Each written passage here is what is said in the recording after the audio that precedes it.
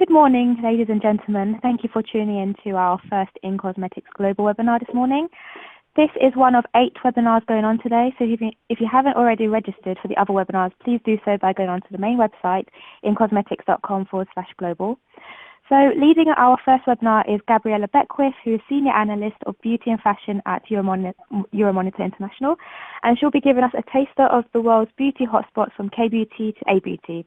But before we begin, I'd like to add there won't be any time for Q&A, as this is just a teaser. But if you have any burning questions, please feel free to submit questions through the chat feature. And please also leave feedback, as it will help improve our future webinars. So without further ado, I'll now pass you over to Gabriella.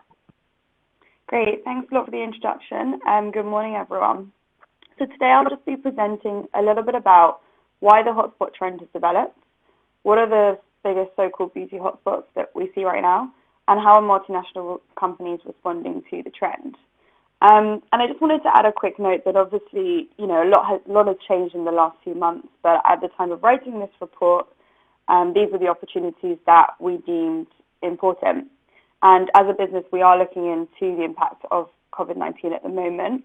So if you do have any specific questions related to this, feel free to get in touch with Euromonitor afterwards, and we'll be able to update you on the work we're doing.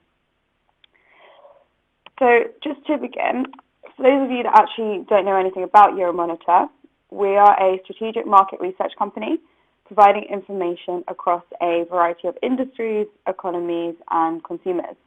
And this is just to give a very brief insight into our international network. So currently we have 15 offices located around the world. We provide direct industry research for 100 markets, as well as socio and economic research for 210 countries. So you can see just how global our coverage really is. So the first question I'm sure you might be asking is, what are beauty hotspots and how do we define these? So beauty hotspots refers to a group of brands that are nurtured in the same country or region. The existence of beauty hotspots can be explained by variations in beauty standards around the globe, differences in technological capabilities, and access to native ingredients. And a common trait of hotspot brands is that they often thrive on their association with local culture. So using this as a part of their brand ethos or as a marketing tool and providing something more meaningful to consumers than just a simple beauty purchase. So there's some sort of cultural attachment to the product that consumers are gaining. And the evolution of the hotspot trend has also been heavily boosted by consumers' growing interest in international travel and culture, particularly as consumers today travel more and more. And so I mentioned a huge part of why hotspots exist is due to varying standards of beauty around the globe, which is often due to differences in one's race, religion, lifestyles, and so on, which often leads to variations in what may or may not be considered beautiful among countries or regions. And so these graphs here are just to exemplify that. They are taken from our annual beauty survey, where we ask consumers for their definition of beauty.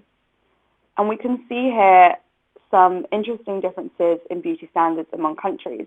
So, for example, keeping a youthful appearance is far more important to Chinese consumers than consumers in markets such as France and Germany. We also found that in Mexico and Colombia, for example, inner confidence is considered a much higher standard of beauty than in Japan. So this just exemplifies, differences in beauty standards around the world. So moving on to looking at, where are the major beauty hotspots? So I'm sure for many of you, the first one that probably springs to mind is K-beauty or Korean beauty, which emerged as a beauty powerhouse a while back, known for its multi-step skincare routines, unique product innovations, and eccentric packaging. However, South Korea's beauty market has actually matured in recent years, with the top 6 K-beauty brands globally actually seeing growth in sales drop over 2013 to 2018, as you can see from the graph just here.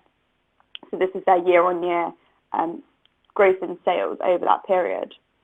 So the question now is, are consumers perhaps turning to new hotspots, particularly as consumers in some markets, such as the US and UK, begin to minimalize their beauty routines under the view that, less is more. So one of these hotspots that consumers are increasingly turning to is Japanese beauty. And Japan has long been a breeding ground for science and technology, whereby this idea of made in Japan tends to warrant an association with efficacy and high quality.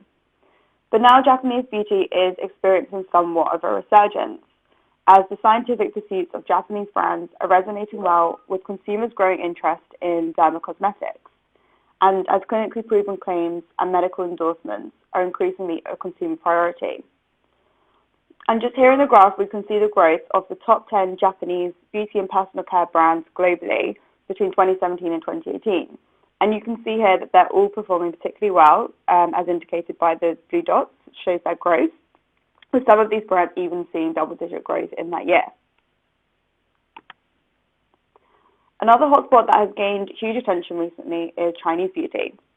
And beauty in China has historical roots, being home to ancient beauty rituals and skin treatments, such as traditional Chinese medicine, which involves the use of herbal products to address health concerns.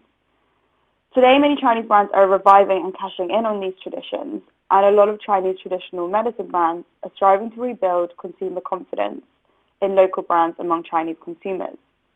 And we can see here from the graph that sales globally of the top 3 Chinese beauty and personal care companies over 2013 to 2018. And you can see from the line here just how much these 3 companies have seen their sales grow over this period. And again, obviously, this is potentially likely subject to change more recently over current circumstances. So just to briefly touch on a couple of other popular hotspots, in recent years, Australian beauty brands have been reaching international waters, fast developing a reputation for their fuss-free approach to beauty, with brands often using natural and plant-based formulations, with homegrown ingredients such as papaya and pink clay being commonly featured.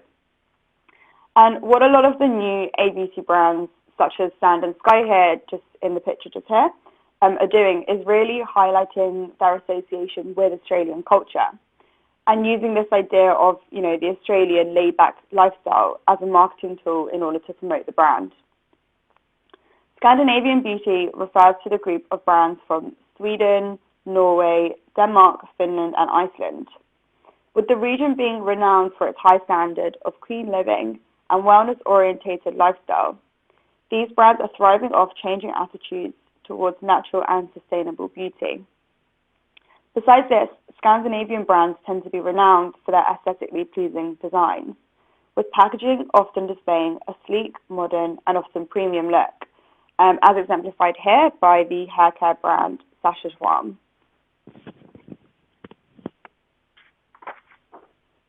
So moving on, while the term Indian beauty remains largely unheard of, Ayurvedic beauty is increasingly becoming a buzzword in the industry, which has come from India and is an ancient system of medicine that prevents or treats illnesses using medicinal herbs and natural therapies. With rising consumer interest in natural and herbal formulations, a new age of contemporary Ayurvedic beauty brands aiming to tap into its full potential, aiming to revamp the image of Ayurvedic beauty with more appealing packaging and new innovations, aiming to build an association with luxury and wellness. Now, it would be impossible not to mention the world's largest beauty market, but what is American beauty? So we see American beauty as referring to the wave of independent brands that have emerged from the US market in recent years. So some of the biggest names including Glossier, Kylie Cosmetics, Fenty Beauty. And what these brands have in common is not a set of associated traits like other regions might have, but that they all aim to be unique, rule-breaking, and disruptive. And for American brands, consumer centricity tends to be at the core, with experiential initiatives being common, such as pop-up stores and strong engagement through social media. So now we're moving on to a new wave of brands from upcoming regions that we expect to see traction over the coming year or so. And what we've seen is that the success of certain beauty hotspots like K-beauty or Japanese beauty has encouraged brands in other regions to consider how they can capitalize on their own cultural associations.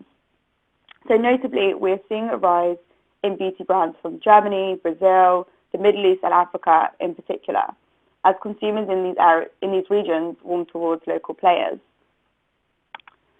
So African beauty is one to watch, which is gaining traction as the region experiences urbanization and a growing middle class, but also as the availability of brands marketed for women of Black and African descent is rising. And we must note that while targeted products are nothing new, this has been spearheaded by increased demand for more inclusivity. So we're now seeing more innovation in this area, which is why we see it as one to watch, particularly from local brands. So the picture here is an example of Kenyan-based Pauline Cosmetics. And it's brands like this who are aiming to change their lack of accessible makeup for African skin tones within the region. Over the last year, German-based beauty brands have increasingly made their way into the limelight. So G-Beauty, as the term has been coined, has a strong association with functionality and targeting specific skin concerns. And a number of well-known German beauty brands, such as Dr. Barbara Sturm, have been founded by doctors, dermatologists, or scientists. So this tends to warrant a high association with high quality. Next is Brazil. So being home to a unique ecosystem, Brazilian brands have access to a region rich in raw materials and potent beauty ingredients. The use of ingredients from the Amazon rainforest is quite common, Costa Brazil being one example pictured just here, that uses ingredients such as kaya oil taken from the Amazon. Due to Brazil's rich biodiversity, many brands emerging from the region also tend to have a strong environmental standpoint. The Middle East is also becoming somewhat of a beauty hub, particularly as travel flows to the region are increasing. The region is also home to many age-old beauty secrets, where for years people have used local ingredients such as camel's milk and rose water within homemade remedies. New brands are reviving these customs, such as skincare brand Shifa, which features ingredients like Iranian rose and Egyptian jasmine within their products. So where does the future lie for hotspot brands, and how are major beauty players responding to the trend? Particularly as often these local brands are small independent players who are eroding into the market share of multinationals. So firstly, we're seeing more acquisitions from multinational companies of these hotspot brands. So some big examples include L'Oreal's acquisition of Korean brand Style Nanza back in 2018, owner of color cosmetics brand 3CE. Unilever acquired J-Beauty-inspired brand Tatcha last year, and more recently, Estee Lauder recently announced its purchase of Korean brand Dr. Jart, the company's first acquisition of an Asian beauty brand. Now, these acquisitions tend to have a two-way benefit. The hotspot brand gains the support and resources of the multinational to accelerate growth and international expansion. Meanwhile, the acquirer benefits from reinforcing the company's footprint and market share in the hotspot brand's local market, and often gains access to local technology and innovation. Not just acquisitions, but also more minority investments are taking place, seemingly as a lot of these local hotspot brands tend to be exceptionally fast-growing and therefore make strong investment prospects. So one example being Australian brand Dr. Robux, which received investment from Unilever Ventures, the investment arm of Unilever.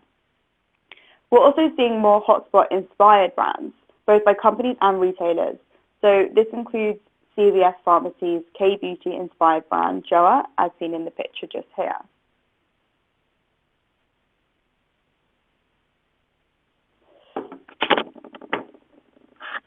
So just to wrap up, the main question you may be wondering is whether the hotspot trend is here to stay, or is this simply a passing fad? Ultimately, there is no definitive opinion, and it could be that the buzz dies down around certain hotspots, particularly those that thrive on aspects such as packaging and social media hype, as evident with the recent decline of K-Beauty.